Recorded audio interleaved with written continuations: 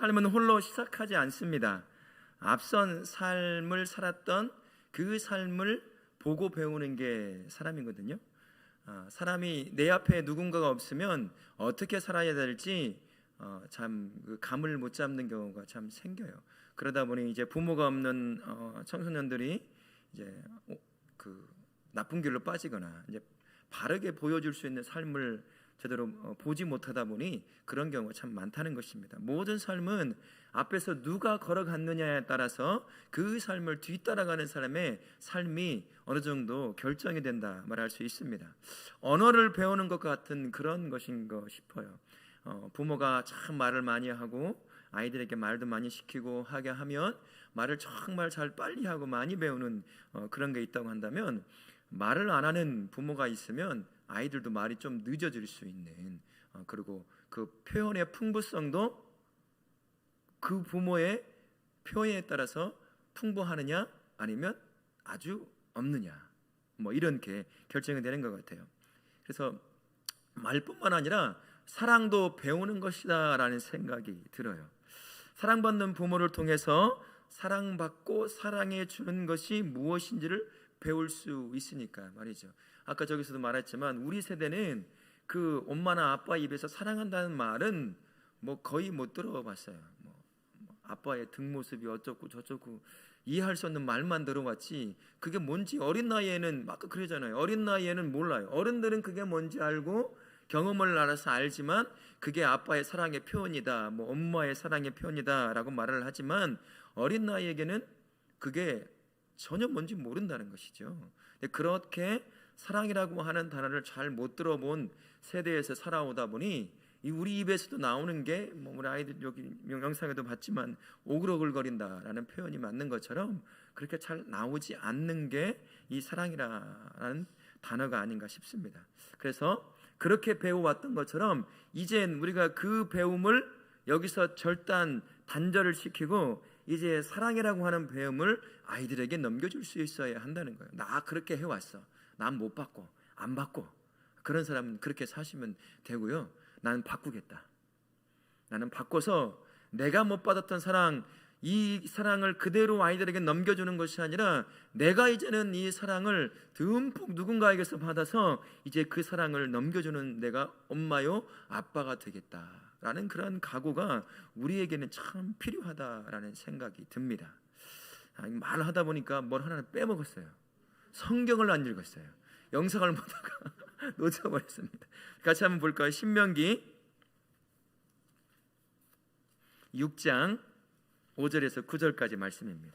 오늘 말씀이 그 사랑을 배우고 사랑을 전달해야 하는 그 말씀을 우리에게 전달해주고 있습니다. 5절 말씀에 보면 이렇게 시작해요. 이렇게 말하지 않고요, 사랑을 받으라 라고 말하지 않고 뭐라고 말씀하냐면 너는 마음을 다하고 뜻을 다하고 힘을 다하여 내 하나님 여호와를 뭐 하라고요? 사랑하라 라고 말을 합니다. 먼저 하나님을 사랑하라, 마음과 뜻과 정성을 다해서 사랑하라 라고 그렇게 말씀을 하며 우리에게 명령을 하고 있다는 것입니다. 나를 사랑하는 하나님을 전심으로 사랑할 때 그 사랑의 모습을 통해서 우리 자녀들이 그 사랑이 무엇인지를 보고 배울 수 있다는 거예요. 하나님의 사랑은 일방적인 사랑입니다. 내가 하나님을 사랑하면 내가 비교할 수 없는 그 사랑으로 나를 향해 사랑을 넣어주시는 분이 하나님이셔요. 그러니까 내가 일방적으로 하나님을 사랑하는 것 같고 그렇지만 사실은 하나님을 사랑에 대한 고백을 하게 되면 주님이 나를 사랑하심에 내가 더 깊이 그 사랑을 경험하는 참 놀라운 일들이 있어요. 그것을 아이들이 보고 배우게 된다는 것입니다. 하나님을 사랑하는 부모를 보고 자녀가 왜 하나님을 사랑해야 하는지를 그제서 직간접적으로 경험하게 된다는 거예요. 그래서 오늘 말씀에 사랑받으라 라고 먼저 말씀하시는 것이 아니라 온 마음을 다해서 하나님을 사랑하라 라고 우리에게 명령하고 있다는 것입니다. 그러면서 6절부터 9절까지를 통해서는 하나님의 말씀을 따라 살 것을 강력하게 말씀합니다. 하나님을 사랑한다고 한다면 그 다음에 따라오는 삶이 뭐냐면 사랑하는 하나님의 그 말씀을 사랑하고 읽고 묵상하고 순종한다는 거예요. 우리 여러분들 다 뭐 아이들 빼놓고 대부분 다 결혼을 다 하셨잖아요. 사랑하는 남녀가 있을 때 그 남자가 사랑하는 여인을 보며 커피를 마시거나 뭐 간식을 먹거나 할 때 막 주로 남자가 아니라 여자들이 많이 얘기를 하잖아요. 자매들이. 그럴 때 어디를 보는 줄 아세요? 눈이? 어디 보고 있을까요? 먹는 거 바라보고 있을까요? 멍하고 있을까요? 그 입을 봐요. 말 한마디 한마디가 예쁜 거예요. 꿀이 뚝뚝 떨어진다고 그러잖아요. 그래서 막 경험이 있어야 뭐 묻거나 말거나 하지. 그런 경험도 없으니 뭘 묻겠어요. 맞아 이래야 되는데 뭔 소리 돼. 나는 경험도 없는데. 그러고 바라보셔요. 정말 사랑하는 연인 보게 되면 그 입에서 막 조달조달하는 그 소리조차도 듣기 좋아하는 거예요. 뭔 말을 할까 듣고 또 듣는 것입니다.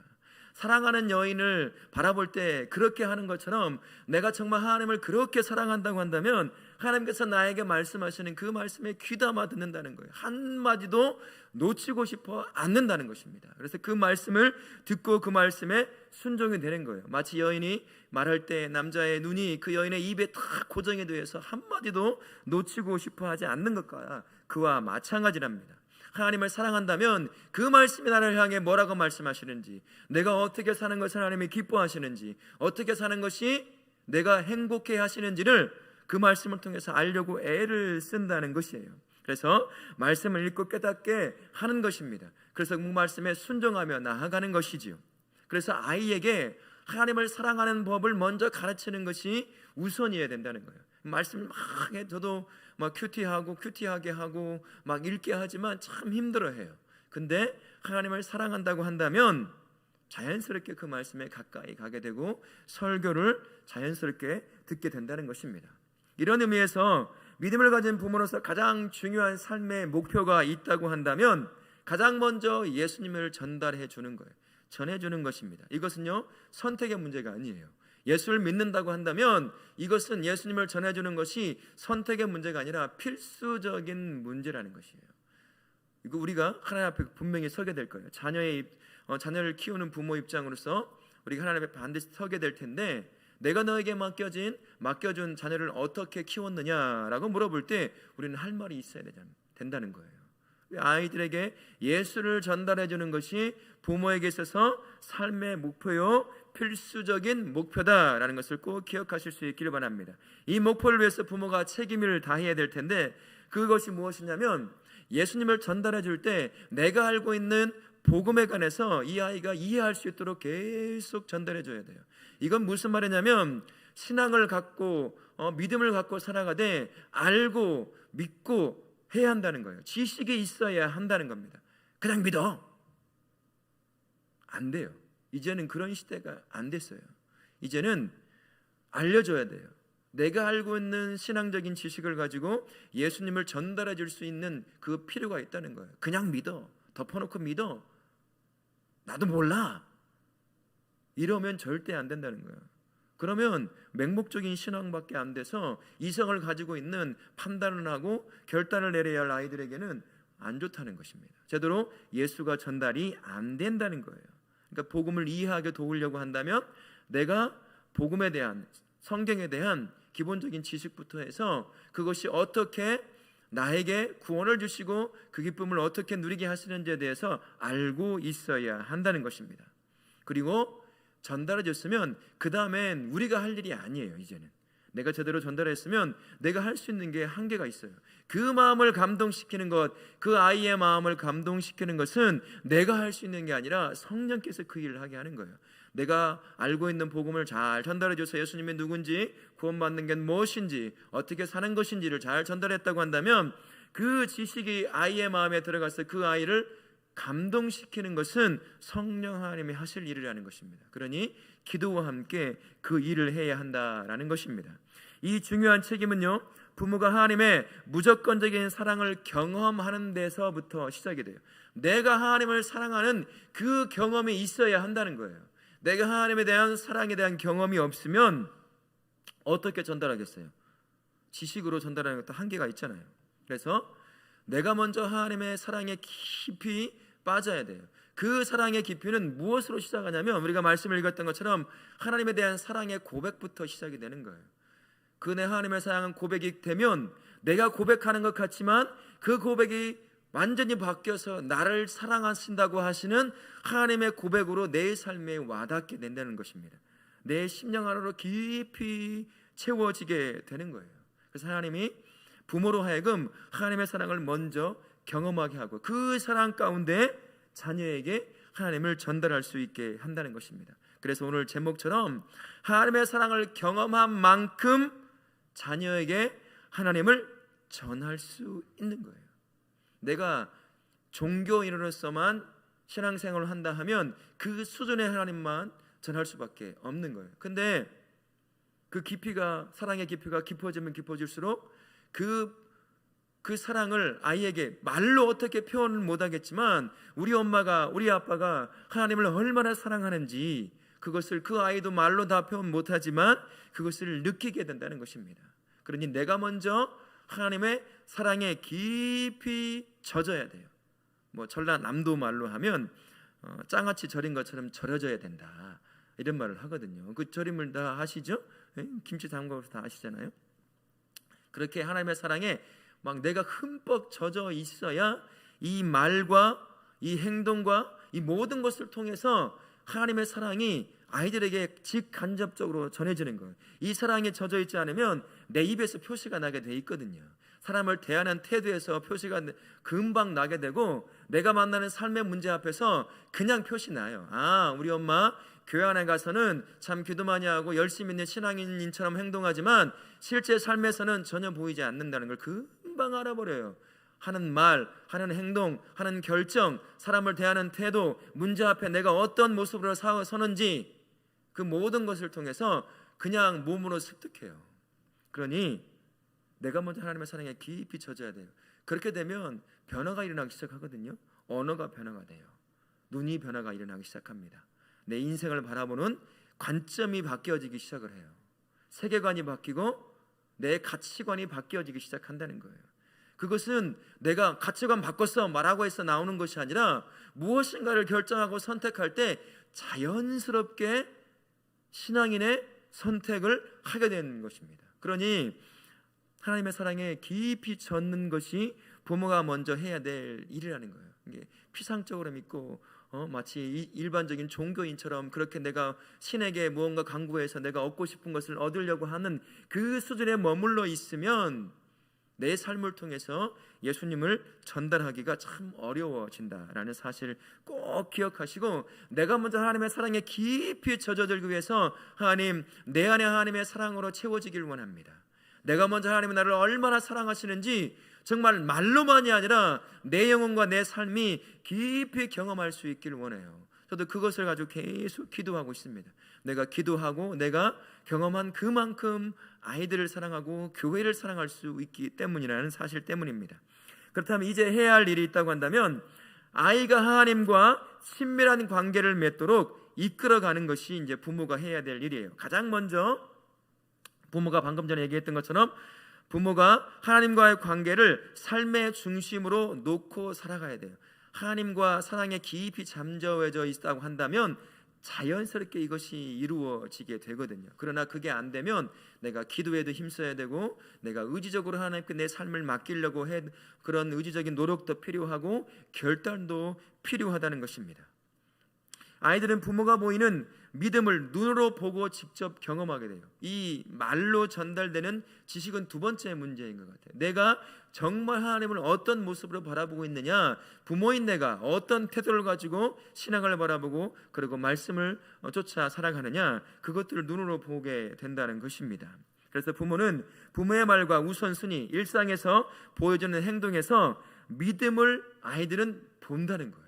내가 살아가는 그 삶의 모습을 말입니다. 그래서 부모는 하나님에 관한 정보만 전달해주는 그런 삶으로 살아서는 안 되고, 내가 믿음을 삶으로 보여주는 그 삶을 살 때 아이들이 부모인 내가 하나님을 사랑한다고 말하는 그 하나님이 도대체 뭔 사람이기에, 어떤 분이기에 우리 엄마는 저렇게 하나님이면 그냥 죽고 못 사실 걸까, 우리 아빠는 왜 저렇게 하실까, 왜 남들 보기에는 이렇게 해야 이득이 되고 저렇게 해야 잘 사는 것 같은데 왜 우리 엄마 아빠는 하나님을 사랑한다고 말하는데 저런 결정을 내리게 되는 걸까? 이런 의문과 이런 호기심을 가지고 하나님 앞에 한 걸음 더 나아갈 수 있는 그런 기회를 가질 수 있게 된다는 것입니다.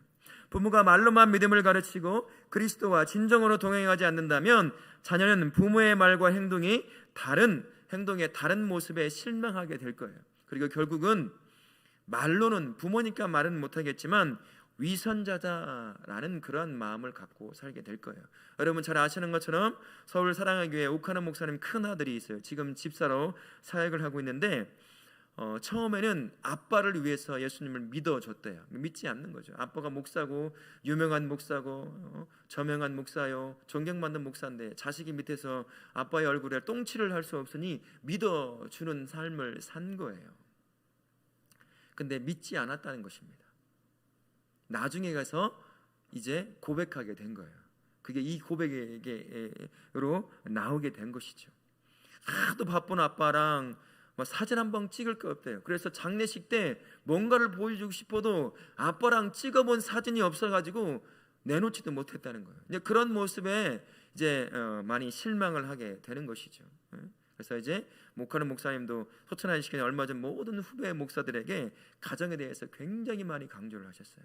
자기는 교회를 사랑한 나머지 가정에 대해서 너무 소홀히 해서 가정이 이러한 형편 가운데 놓이게 되었다. 그러니 우리 후배 목사들은 반드시 가정을 살려야 된다. 나는 하나님 앞에 가는 목사로 세워지지만 내 자녀는 내 모습을 보고 하나님 앞에 올 수 없을 수도 있다라는 것을 우리에게 경고해 주신 부분이 있습니다. 우리가 삶을 살다 보면 믿음을 가지고 살아간다고 말하지만 그 삶의 모습이 실제적으로는 믿음을 전혀 반영하지 않는 모습이 참 많이 있을 수 있어요. 교회의 문을 들어왔을 때 내가 바라보는 자녀가 바라보는 아빠의 모습과 엄마의 모습, 교회 문을 나간 그 다음에 보여지는 아빠의 모습과 엄마의 모습이 이 격차가 커지면 커질수록 아빠의 그리고 엄마는 위선자로밖에 보이지 않게 된다는 겁니다. 그러면 예수를 만나게 해줄 수 있는 그 기간과 그 노력은 더 많이 들어가야 된다는 거예요. 그러니 하나님을 가장 사랑하는 마음으로 이제 그 입에서 삶에서 결정하는 모든 가치관에서 그 내가 사랑하는 예수님의 그 사랑이 흘러나올 수 있도록 항상 조심해야 한다는 거예요. 참 이것이 그래서 어려운 것 같아요. 나도 실수할 수 있는 존재인데 그런 실수들을 통해서 아이들이 하나님 앞에 가까이 가는데 그것이 걸림돌이 될까 봐 걱정될 때가 참 많이 있습니다. 그러면 우리 앞에서도 얘기했잖아요. 나 실수했다. 아빠가 잘못했네. 미안하다. 용서해줘라. 이 말을 하면 되는 거거든요. 이것도 연습과 훈련이 필요한 것이잖아요. 매일의 삶에서 이런 모습들을 통해서 하나님을 보여주고 하나님을 사랑하는 삶이 어떠한 것인지를 계속해서 보여주는 수밖에 없다라는 것입니다. 이런 친밀함을 위해서 부모는 늘 아이들에게 예수님과 복음에 관한 이야기들을 종종 들려줄 필요가 있습니다. 자녀의 인생에서 가장 중요한 분을 소개해 주는 것, 그것이 부모가 가지고 있어야 할 책임 중에 하나라는 거예요. 우리 여러분들, 우리 부모 되신 분들, 아이들에게 예수님을 소개해 주신 분들, 그런 분 계세요? 평상시에 어떤 사건을 통해서 그 사건과 연관되는 예수님의 모습과 삶의 이런 결정들을 이렇게 전달해주는 그런 것들이 삶의 부분에 있었느냐는 것이죠. 그 참 쉽지가 않아요. 이것이 연습이 되고 훈련이 되어 있고 눈이 만들어져 있지 않다고 한다면 그것은 결코 쉬운 일은 아니라고 할 수 있을 것입니다. 하지만 그 과정을 겪어 나갈 때 그제서야 나의 삶을 통해서 아이들이 하나씩 내 입과 내 삶을 통해서 예수의 그 모습을 보고 배워갈 수 있다라는 것입니다. 부모는요, 이 아이들로 하여금 어떤 회개와 예수를 믿도록 강제적으로 할 수는 없잖아요. 우리가 아무리 얘기해도 안 되는 것입니다. 그거는 성령 하나님의 영역에 속해 있는 거예요. 우리는 제대로 나의 삶을 통해서 믿음을 보여주고 예수님을 보여주고 또한 내가 할 수 있는 말과 삶을 통해서 그 예수님을 전달하는 수밖에 없다는 것입니다.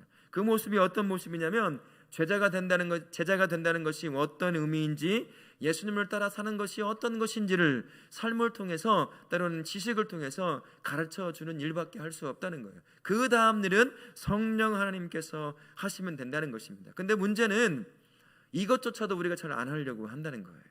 그냥 알아서 믿을까 봐, 알아서 되겠지, 내가 기도 열심히 하면 이 아이가 믿음 안에 잘 서겠지, 그럴 수 있어요.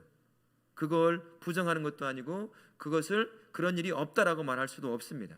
하지만 거의 보통 우리가 알고 있는 것처럼 하나님의 역사는 사람을 통해서, 우리를 통해서 일어나게, 우리에게 자녀를 맡겠다는 것은 나를 통해 일하시겠다는 뜻이잖아요. 하나님이 알아서 하실 거면 나에게 왜 자녀를 맡기겠어요? 하나님은 나를 통해서 일하시기를 원하시니까 부모 되게 하셔서 이 아이로 하여금 믿음 안에, 예수 안에 거하게 하려고 한다는 것을 기억한다면 우리가 애써서 그 아이에게, 나에게 맡겨진 아이들에게 예수를 전달해 줄 수 있어야 한다는 것입니다. 이것이 어느 장소가 가장 좋냐면 집과 가정이라는 곳이에요. 우리 집 안에서부터 시작이 돼요. 교회 공동체 안에서는 이게 어렵지가 않습니다. 자연스럽게 될 수가 있어요. 다양한 사람의 모습을 볼 수 있으니까. 하지만 가정이 문제입니다. 가정 안에서 이게 복음을 전달하고 예수를 전달하는 그런 환경이 만들어져 있지 않으면 안 된다는 거예요.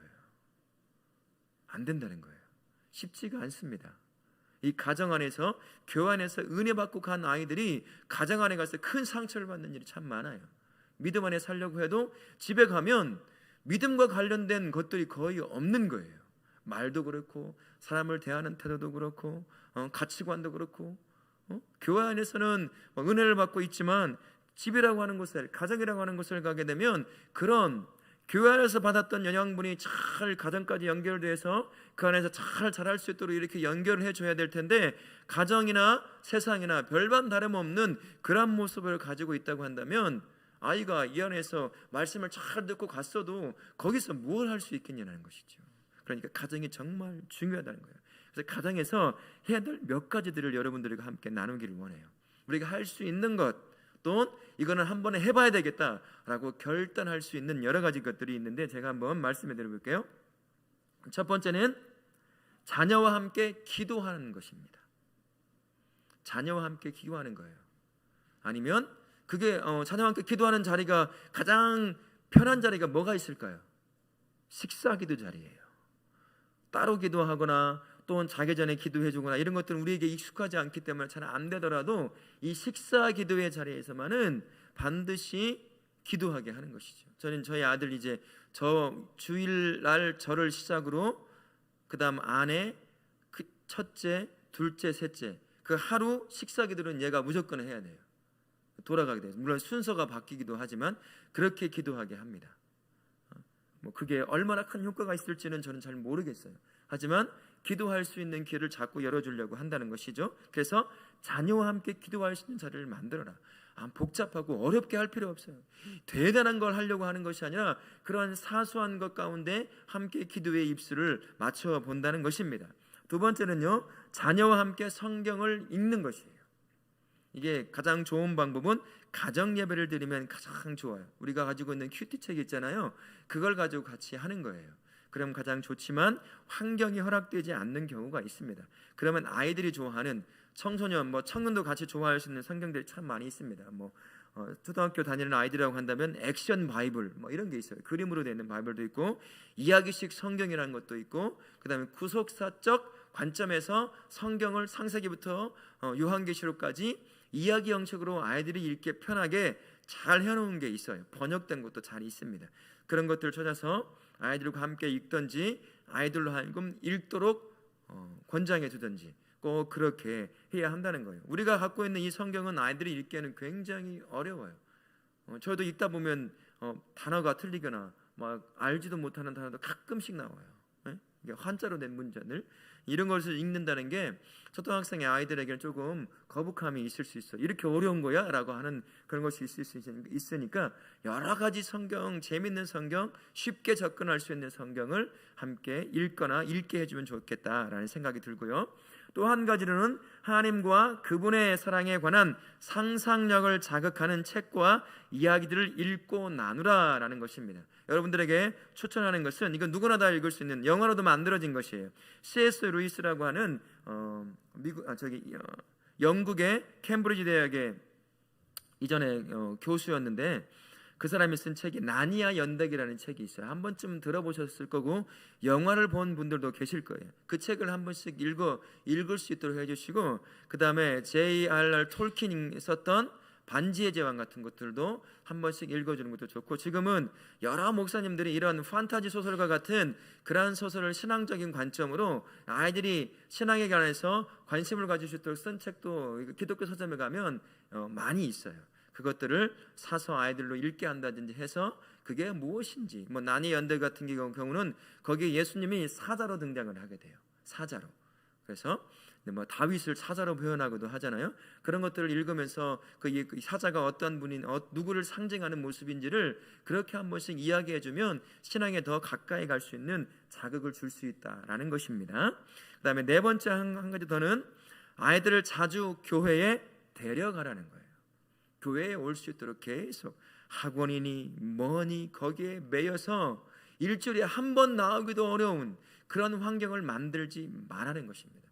우리 여러분 부모님들 다 아시겠지만 아이들이 초등학교 지나면서 보면 이 아이가 공부라고 하는 것을 통해서 이 세상을 섬길 아이가 될지, 아니면 다양한 모습으로 이 세상에서 다양한 모습으로 이 세상을 섬길 아이로 될지 대충 알 수가 있어요.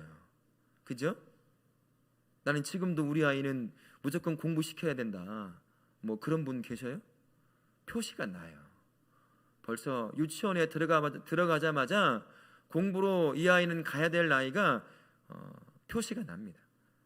유치원 선생님들 가서 한번 물어보세요. 정말 탁월한 애들이 딱 한 명, 두 명씩 꼭 있어요. 얘는 초등학생 같은 애가 있어요. 다른 애가 따라올 수가 없어요. 이해력과 모든 것에 차이가 나는 애들이 있거든요. 그 외에는 공부로 성공하기보다는 이 공부를 해야 될 이유는, 저는 이렇게 아이들에게 얘기해요. 앞으로 하나님께서 너에게 쓰실 일이 있는데 반드시 하나님이 너에게 이 머리를 주신 일은 이 머리를 써가는 과정을 통해서 다양한 일들을 할 수 있게 미리 준비시키는 것이다. 너가 100점 맞는 게 중요한 것이 아니라 지금 머리를 쓰는 훈련을 계속 해야 되는데 그게 바로 공부라는 방법이다 라고 얘기합니다. 에? 여러분들도 그걸 기억해야 돼요. 막 옆에 있는 아들 막 1등한다 2등한다 뭐 영재학원 다니네 뭐 거기에 혹해가지고 내 아이도 남들보다 한 문제 더 풀었으면 영재인가 보다 착각을 해가지고 막 학원에 돈 들고 나중에는 후회하죠. 그런 게 아니에요. 이 아이에게 학원에 매이지 않도록 할 수 있는 것, 그래서 교회에 자주 나올 수 있는 그러한 환경을 허락하라는 거예요. 끌고 오라는 것입니다. 그래야 한 번이라도 예수란 말을 들을 수 있잖아요. 그래야 한 번 더 억지로라도 기도의 자리로 나아갈 수 있고 예배의 자리로 나아갈 수 있잖아요. 딴 데 가서 여기저기 지네 친구가 어울리면서 이런저런 못된 짓 하고 다니는 그런 아이들 얼마나 많은지 몰라요.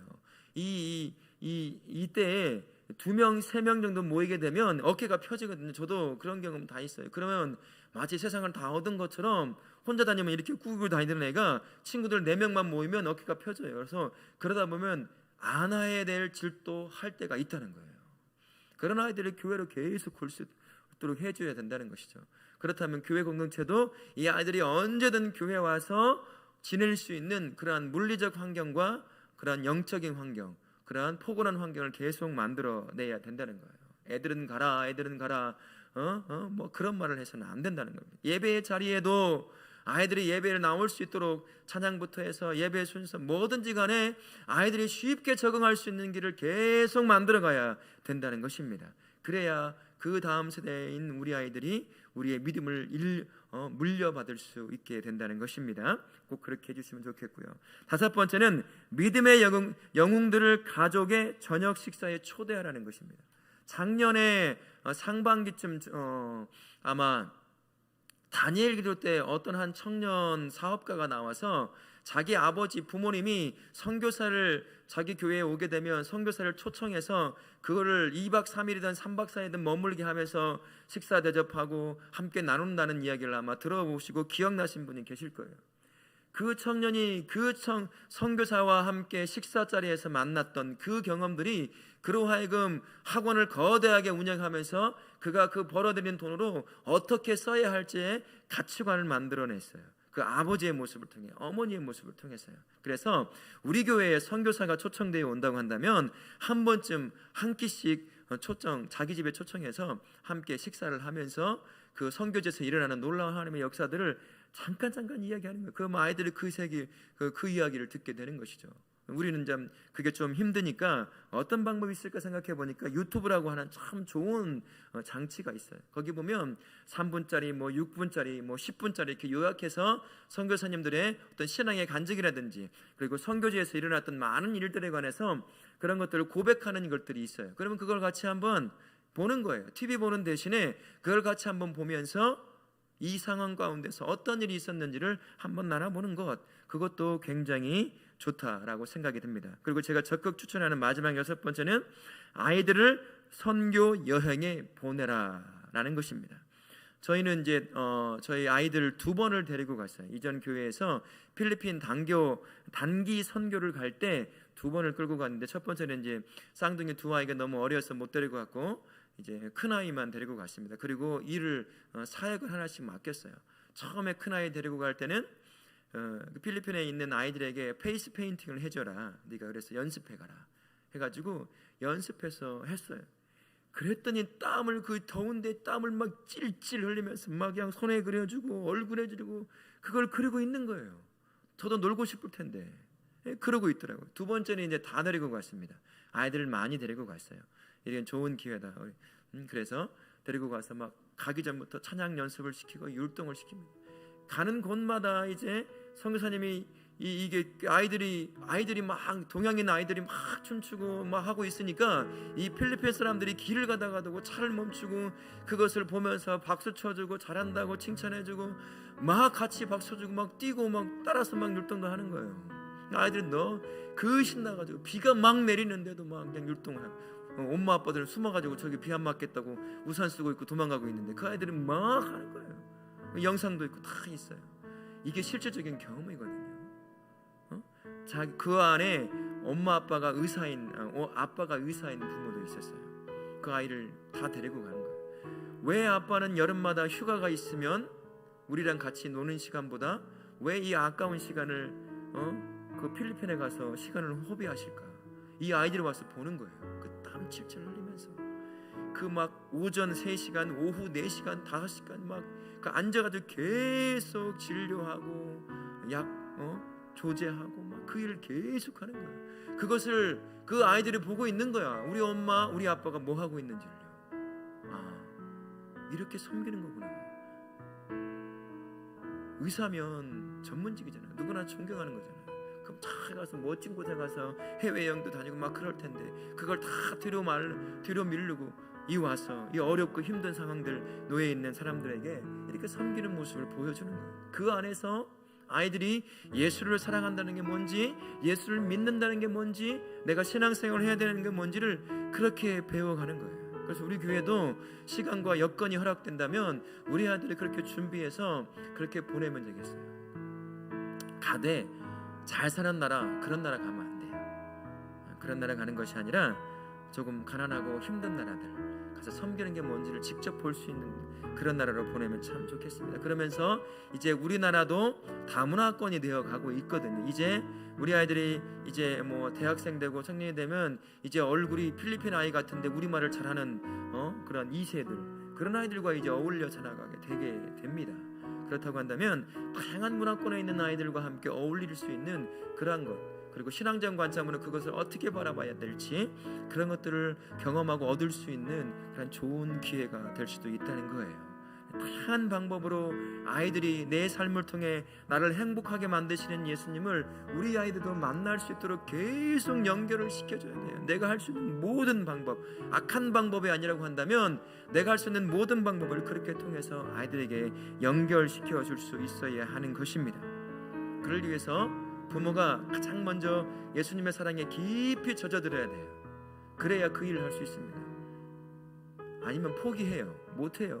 종교 이론에서 남아있으면 전달해줘야 될 의무와 전달해줘야 될 목표와 목적이 없으니까 안 돼요. 내가 먼저 예수 안에 사랑에 깊이 젖어들 때, 그때서야 내가 나를 행복하게 하고 나를 사랑하시는 예수님을 나만 모시고 살면 안 된다라는 생각으로 아이들에게 전달해 줄 수 있을 것입니다. 우리 다울학교 모든 부모 되시는, 그리고 영적 부모 되시는 모든 부모님들은 우리 아이들을 예수님과 연결시켜주는 거룩한 달이라는 사실을 기억하시고 매일 매 순간 우리 아이들에게 예수님을 전달해 줄 수 있는 그러한 복된 우리 부모님 되실 수 있기를 예수님의 이름으로 축원합니다. 아멘.